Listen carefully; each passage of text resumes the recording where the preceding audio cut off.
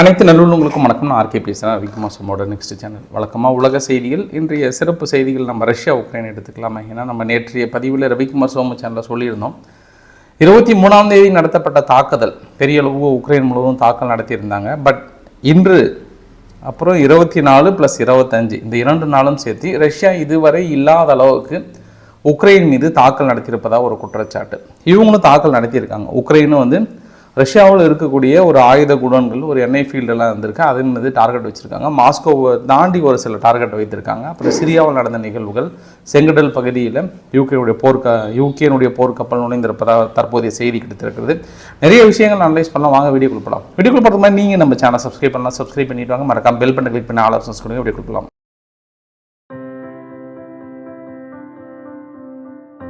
First நம்ம ஒரு சில அனலைஸோடு போயிடலாமா?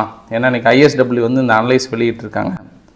ஒவ்வொரு தடவையும் ட்ரம்ப் அவர்கள் பேசினதுக்கப்புறம் இந்த பிளாக் கலரில் மார்க் போட்டு ட்ரம்ப் அவர்கள் நான் அமைதி பேச்சுவார்த்தையில் ஈடுபடுறேன் அப்படின்னு சொன்னதுக்கப்புறம் தாக்குதல் எந்த அளவுக்கு நிகழ்ந்திருக்கு, ட்ரோன் தாக்குதல் மீது எல்லாமே அந்த 30 நாள் சீஸ்ஃபயருக்கு அனௌன்ஸ் பண்ணதுக்கப்புறம் இது எல்லாமே தாக்குதல் அதிகமாக இருக்குன்றாங்க. அதுவும் ரீசெண்டாக இஸ்தான்புலில் பேச்சுவார்த்தை நடத்தினதுக்கப்புறம் ட்ரம்ப்பு ஃபோன் பேசி முடித்ததுக்கப்புறம் தான் இந்த தாக்குதல் அதிகமாக இருக்குது.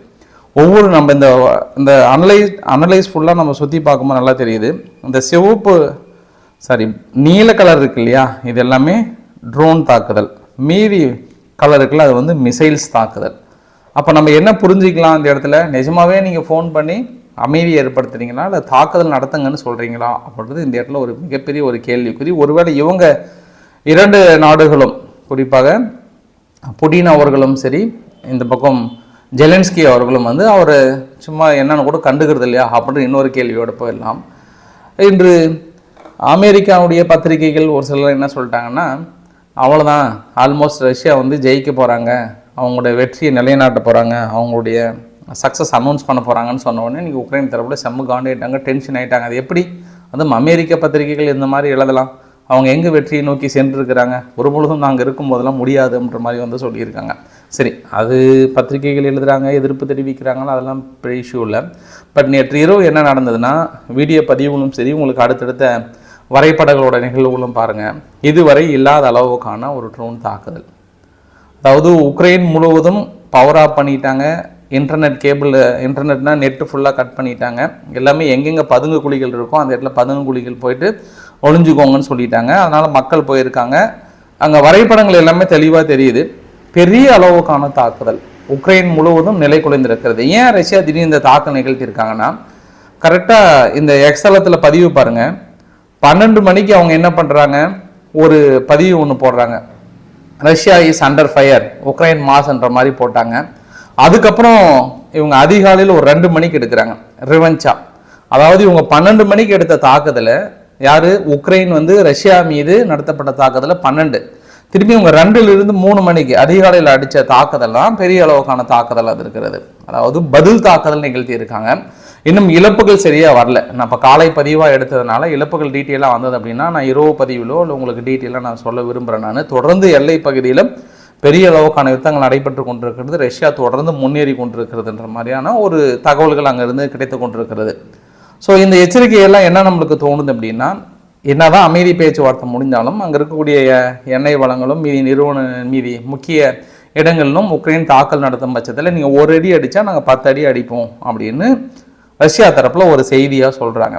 ஃபைனலாக உக்ரைனுக்கு இன்னொரு பலமான செய்தி என்னன்னா, இந்த வரைபடத்தில் பார்க்குறீங்கல்ல, இந்த வரைபடத்தில் சமி ரீஜியன் இருக்கு இல்லையா, அந்த சமி ரீஜன் இதில் சார்கியூ அப்படின்ற ஒரு பகுதி இருக்குது பாருங்கள். இந்த பகுதியும் சேர்த்தி பிடிக்க போகிறாங்களாம்.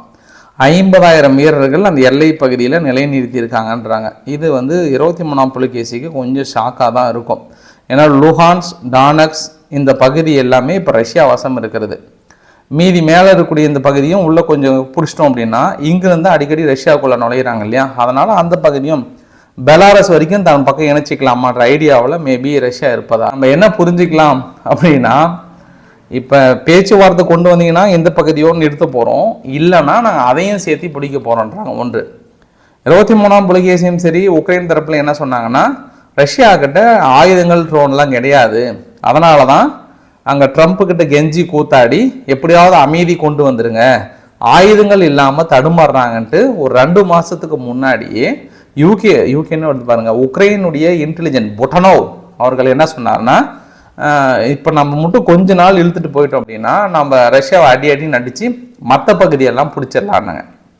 சரி, யூகே இன்டெலிஜென்ட் என்ன சொன்னாங்கன்னா, ரஷ்யா வீரர்கள் ஆள் கிடைக்கல, எல்லாம் தெரிச்சு ஓட ஆரம்பிச்சுட்டாங்க, முன்களத்தில் அவங்களால பெரிய அளவுக்கு சாதிக்க முடியாததுக்கான காரணம் என்னன்னா வீரர்கள் போதிய அளவுக்கு எஃபிஷியன்டான வீரர்கள் கிடையாது, அவங்ககிட்டலாம் இதுக்கப்புறம்லாம் அவங்களால முன்களத்தில் நின்று தாக்கு பிடிக்க முடியாதுன்னு சொன்னாங்க.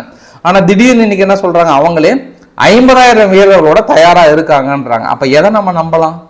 அப்போ நீங்கள் இன்டெலிஜென்ட்ன்ற பேரில் இத்தனை நாள் என்ன தகவலை சொல்கிறீங்க? ஏதோ உங்களுக்கு வாய்க்கு வந்ததை அடிச்சு விட்டுருக்கீங்களா அப்படின்னு நம்ம எடுத்துக்கலாமா? இல்லை, நீங்கள் சொன்ன தகவலுக்கும் நடக்கிற நிகழ்வுகளுக்கு எல்லாமே வந்து நேர் எதிராக இருக்குல்ல, அப்போ ஒன்று கூட கரெக்டாக நிகழ்ந்த மாதிரி எனக்கு தெரியல. கேட்டால் நாங்கள் வருஷ கணக்காக அங்கே ஆய்வுகள் நடத்தி இன்டெலிஜென்ட் ரிப்போர்ட்டு கொடுத்துட்ருக்கோன்றாங்க. ஒரு கட் காப்பி பேஸ்ட்டை போட்டு சொந்த கற்பனையும் சொந்த கதையும் எழுதுவது ஒரு இன்டெலிஜென்ட் ரிப்போர்ட்டா? உக்ரைனுக்கு சொல்கிறேன், நான் 23ஆம் புலிகேசி டீமுக்கு தான் சொல்கிறேன். அடுத்து உக்ரைனுக்கு இன்னொரு மிகப்பெரிய அடி என்னன்னா, ஐரோப்பா கிட்ட மறுபடியும் கெஞ்சிட்டு இருக்காங்க, எங்கள் பொருட்களுக்கு வரி விதிக்காதீங்க, இந்த சந்தர்ப்ப சூழ்நிலையில் பொருளாதார ரீதியாக நாங்கள் அடி வாங்கிறோம்னு சொல்லியிருக்காங்க. இருந்தாலும் ஐரோப்பா ரொம்ப தெளிவாக இருக்காங்க, நாங்கள் வரி போட தான் போகிறோன்றாங்க. அப்போ நம்ம என்ன புரிஞ்சுக்கலாம் அந்த உலகத்தில்னா, ஐரோப்பா போடுற வரி உக்ரைனை டவுன் பண்ணது ரஷ்யாவுக்கு சாதகமாக இருக்குது. அப்போ அமெரிக்கா இப்போ வந்து ஐரோப்பா மீது போடப்படுகிற வரி என்ன சொல்கிறாங்கன்னா, சீனாவுக்கு சாதகமாக அமைய போது, ரஷ்யாவுக்கு சாதகமாக அமைய போகுதுன்றாங்க. அதாவது மறைமுகமாக ரஷ்யாவுக்கும் சீனாவுக்கும் அமெரிக்கா உதவி பண்ணுறாங்கன்றாங்க. எப்படின்னா, இப்போ வரி விதித்த உடனே இப்போ முந்தா நேற்று கூட ஒரு ஆய்வு ரிப்போர்ட் வந்தது, சீனாவுடைய BYD எலக்ட்ரிக் கார் இருக்கு இல்லையா, அது டெஸ்லாவை விட அதிகமான அளவுக்கு சேல்ஸ் ஆயிருக்குன்றாங்க. அது இல்லாமல் சீனாவுடைய ப்ராடக்ட் பெரிய அளவுக்கு உள்ள வரப்போகுது. இவங்க எதற்காக இவ்வளோ முயற்சி பண்ணுறாங்க? சீனாவை முன்னேற விடக்கூடாது, சீனாவுடைய பொருட்களுக்கு தடை விதிக்கணுன்றாங்க. ஐரோப்பாவிலும் ஒரு சில நாடுகளாக தான் முயற்சி பண்ணாங்க. பட் அது எல்லாமே பலனளிக்காமல் போயிடும். ஒன்று. இரண்டாவது, இவங்க ரஷ்யாவுக்கு எதிரான நடவடிக்கையில் மேலும் தோல்வி உரை சேர்வதற்காக ரஷ்யாவும் அமெரிக்காவும் கூட்டு சேர்ந்து ஒரு சதி செய்கிறாங்கன்ற மாதிரி இப்படி திரும்பிக்கிட்டாங்க. இப்போ ஆக்சுவலாக டொனால்டு ட்ரம்ப் அவர்கள் அந்த மாதிரி சதி நினைச்சிருப்பாரான்னு எனக்கு தெரியல. அவரு பாவம் வெகுலியா, அவர் கண்ணு முன்னாடி வரி குதிரை தென்பட்டாவே ஐயோ நம்ம எங்கேயோ வரி கம்மியாக போட்டோம் போல, அது அவருக்கு வந்து சமிக்கை மாதிரி. அவர் சரி 2 வரியை போட்டலாமா அப்படின்னு அங்கங்கே வரி போட ஆரம்பிச்சிருக்கிறாரு. திரும்புகிற பக்கம்லாம் திரும்புகிற நாடுகளுக்கெல்லாம் வரியை போட்டு தள்ளுறாரு. இடையில கொஞ்ச நாள் நல்லா இருந்தார், அமைதியாக இருந்தார். மறுபடியும் மனுஷன் பழையபடிக்கு போயிட்டார். எப்போ நார்மல் கண்டிஷனுக்கு வருவாருன்னு தெரியல. அமெரிக்காவை மிரட்டுவதற்காக யூகேனுடைய கிங் சார்லஸ் அவர்கள் இப்போ இதுக்கு போகிறாரு, இங்கே கனடாவுக்கு போகிறார். நார்மலாக இவர் கனடாவுக்கு போவது நட்புறவின் அடிப்படையில் போகிறாரு. ஆனால் பத்திரிகைகள், த கார்டியன் போன்ற பத்திரிகைகள் என்ன சொல்கிறாங்கன்னா, அதாவது கனடாவை மிரட்டி வாங்குவதற்கான நிலங்கள் அல்ல, அவர்களுக்கு முழுமையான சப்போர்ட் எப்பவுமே யூகே இருக்குன்ற மாதிரி எழுதுறாங்க. ஆக்சுவலாக யூகேவுக்கும் அமெரிக்காவுக்கும் அந்த அளவுக்கான ரிலேஷன்ஷிப் ஆனால் ரொம்ப நெருங்கிய ரிலேஷன்ஷிப் தான். ஏன்னா ரீசெண்டாக மற்ற எல்லா நாடுகள்கிட்ட வரி பிரச்சனை இருந்தாலுமே யூகே கிட்ட அந்த வரி பிரச்சனை கிடையாது. அது டீசெண்டாக சால்வ் பண்ணிட்டாங்க. 2 நாடுகள் ரொம்ப ஒத்து போயிட்டாங்க. மற்ற எந்த நாடுகளுமே அந்த அளவுக்கு ரொம்ப ஃபர்ஸ்ட்டாக வரல. ஆனால் யூகே தான் பெரிய அளவுக்கு அதை ஒத்து வந்திருக்கிறாங்க. பட் பத்திரிகைகள் இந்த அளவுக்கு எழுதுறாங்க, அமெரிக்கா உங்களே வந்து எதிர்த்துட்டாங்க, பார்த்து கொஞ்சம் சோதானமாக இருந்துக்கோங்கன்ற மாதிரி. அதுவும் கிங் சார்லஸோட வருகை வந்து அமெரிக்கா சார்ந்து கடும் கன்னத்தை தெரிவிப்பதாக அதற்காக வந்திருக்காங்கன்ற மாதிரி சொல்கிறாங்க. செங்கடல் பகுதியில் அமெரிக்காவுடைய USS ட்ரூமன் கப்பல் அங்கிருந்து கிளம்பி போயிடுச்சு, டாட்டா காட்டிட்டு நம்மளால் முடியலன்னு போயிட்டாங்க. இப்போ அதற்கு பதில் யூகேனுடைய போர்க்கப்பல் பெரிய அளவுக்கு வந்து குவிந்திருக்கிற அங்கே நோக்கி வந்துட்டு இருக்குன்றாங்க. மேபி தாக்கல் நடத்துவதற்காகவா, பாதுகாப்பை கொடுப்பதற்காகவா, எதுக்குன்னு தெரியல. திடீர்னு யூகேனுடைய போர்க்கப்பல் அந்த இடத்துல விரைந்திருப்பது என்பது பெரிய ஆச்சரியத்தை ஏற்படுத்துகிறது. அதை பார்க்கலாம். இன்னைக்கு சாயந்தரத்துக்குள்ள ஒரு சில டீட்டெயில் கிடைச்சிடும் நமக்கு. இது ஒரு ஆரம்ப கட்ட செய்தியை எடுத்துக்கோங்க. அப்போ அமெரிக்கா அவுட்டு, யூகே இன். அந்த இடத்துல என்ன சொல்ல வராங்கன்னு எடுத்துக்கலாம். ஏன்னா நேற்று இல்லை, அப்போ மே 18ஆம் தேதியிலிருந்து 25ஆம் தேதி வரைக்கும் 38 ஹைப்பர்சோனிக் மிசைல்ஸ் மூலிமா தாக்கல் நிகழ்த்தியிருக்காங்க. எங்கே இஸ்ரேல் மீது இது வரைக்கும் 1 சக்ஸஸ் பண்ணியிருக்காங்க, மீதி எதுவும் சக்ஸஸ் இல்லை, இடைமறிச்சிட்டாங்க. பட் இப்போ ரீசெண்டாக நைட் அனுப்புனது சக்ஸஸ்ன்றாங்க. அது என்னன்னு தெரியல, எனக்கு இன்னும் ரிசல்ட் கிடைக்கல. அப்போ 38 ஹைப்பர்சோனிக் மிசைல்ஸ் தாக்குதல் அப்படின்னா நம்ம நினச்சி பார்க்க முடியுது எந்த அளவுக்கான தாக்குதல்ன்ட்டு. கொஞ்சம் கூட குறையவே இல்லை. அங்கே இஸ்ரேலுக்குள்ளாரையும் காசா மீது நடத்தப்படுகிற தாக்குதலும் கொஞ்சம் கூட குறையல. நேற்று இரவு டெல்லவியூவில் பெரிய அளவுக்கான போராட்டம், நெதன்யாகு அரசுக்கு எதிரான ஒரு போராட்டம் முடுக்கி விட்டுருந்தாங்க. நீங்கள் இந்த வாரை வந்து உடனடியாக நிறுத்த வேண்டும் என்ற மாதிரிலாம் வந்து சொல்லியிருந்தாங்க. ஸோ அதனால் மறுபடியும் ஏதோ பிளான் பண்ணுறாங்களா என்னன்னு தெரியல. அது அங்கே இருக்கக்கூடிய சூழ்நிலை. அங்கே சிரியாவில் அல் சஹாரா அவர்களை துருக்கியினுடைய யூஎஸ் அம்பாசிடர் போயிட்டு நட்பின் அடிப்படையில் போய் பார்க்குறாரு.